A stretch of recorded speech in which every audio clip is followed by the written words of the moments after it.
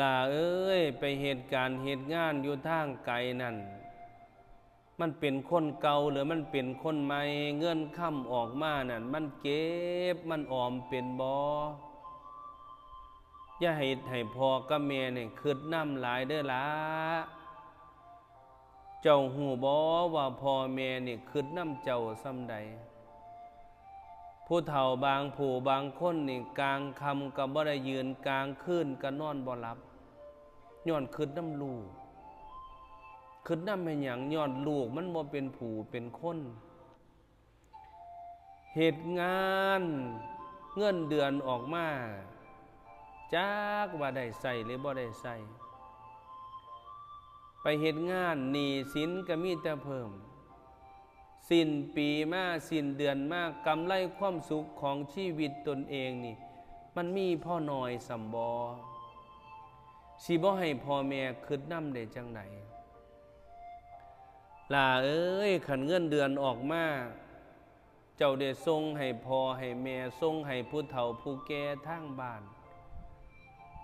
ก็ยังไข่ได้ล่ะ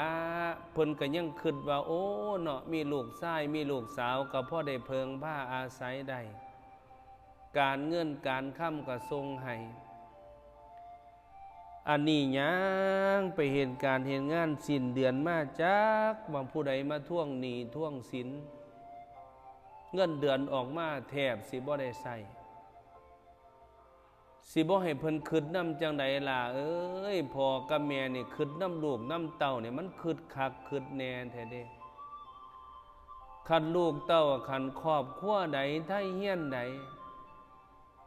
มันพ่อมั่งพ่อมีมันวิตหนี้วิตสินมีรถมีล่ามีเงินใส่อย่างสะดวกสบายมันก็บ่เป็นตาพ่อตาแม่คิดนำเด้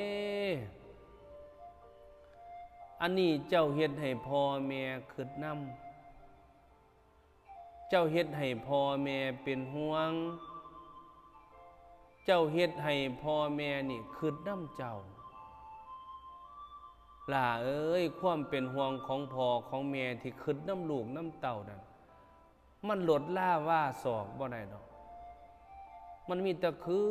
ดนำอำลำย้อนหยังย้อนเป็นห่วงลูกย้อนคิดฮอดลูกล่ะเอ้ยเพิ่นถึงเศร้าเป็นห่วงบ่ได้ก็ย้อนว่าเพิ่นคิดนำเจ้านี่ล่ะ